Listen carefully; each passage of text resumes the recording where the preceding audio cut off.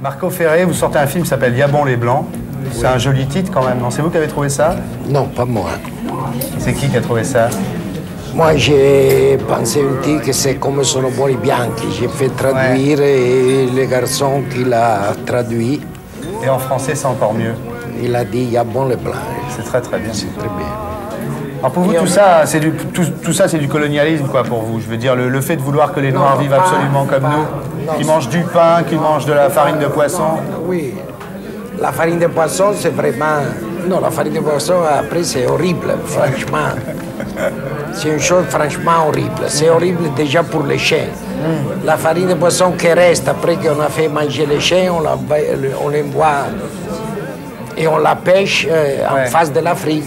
On pêche les poissons, on l'amène... On ramène, on fait de la farine, on ramène la farine. On l'amène en Sud-Amérique, après on la ramène en Afrique comme farine de poisson. Je ne suis pas contre les aides, je ne suis pas contre les médecins, je ne suis pas contre à moi les restaurants de cœur, les restaurants de l'abbé Pierre. Je suis contre un système qui détermine ça.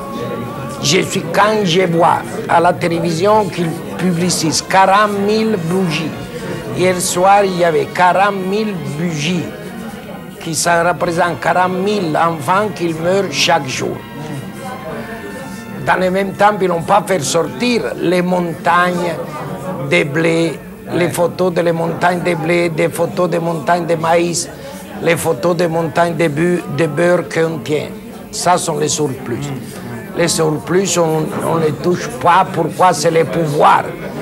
La carité, c'est une petite façon. Alors, je suis contre ça. On va passer à notre ami Kouchner. Alors Bernard, comment va Christine Ockrent? Et votre petite amie, comment va-t-elle? On va se marier le 29 février. Bravo. Ça va, merci. Et Alexandre, votre Ça va fils. bien, je vous remercie. Alors il y a quelques années, dans Clarté, vous avez écrit que pour être Rastignac, il fallait être communiste. Et l'année dernière, vous avez écrit dans Le Monde qu'aujourd'hui, Rastignac est marge de la Croix-Rouge. C'est quand même pas étonnant que Ferreri soit un peu énervé par tout ça, non? Par tout ça? Il n'est pas du tout énervé par tout ça. D'abord, je me souviens pas d'avoir écrit dans Le Monde que Rastignac émargeait à la Croix-Rouge. Si, si. Ou alors ça m'a échappé, ou c'était le 23 octobre 86. Ah, émarger à la Croix-Rouge? Ouais. Aujourd'hui, Rastignac émarge à la Croix-Rouge.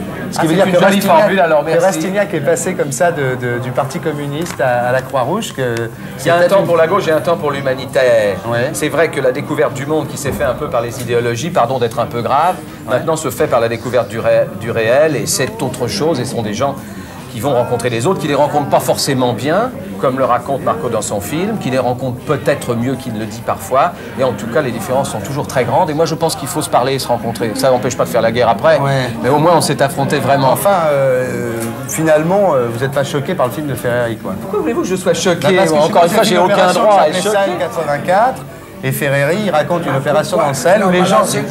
Ça m'a choqué, l'opération. Moi aussi, ça me choque. Je ne savais pas sur les 4, ça existait. Non, mais aussi, je dois parler avec lui. De quoi? Du truc de l'opération de les films. C'est pas nous. Nous, on est des spécialistes. C'est comme si vous parlez avec des dentistes, il dit vous êtes choqué de comment il fait la prothèse. Exactement, on fait un film sur les médecins, alors l'ordre des médecins proteste. Moi je suis pas l'ordre de la charité, je m'en fous. Je fais ça parce que ça m'amuse. Marco fait un film parce que ça l'amuse, c'est parfait. Marco il dit quand même qu'aujourd'hui les gens qui font ce genre de truc, c'est une forme de néocolonialisme. Je crois qu'il n'a pas toujours raison et qu'il a parfois raison. Il est vrai que la forme avec laquelle la charité est faite, la charité au sens comme ça, un tout petit peu caricatural du terme, peut ressembler à ça.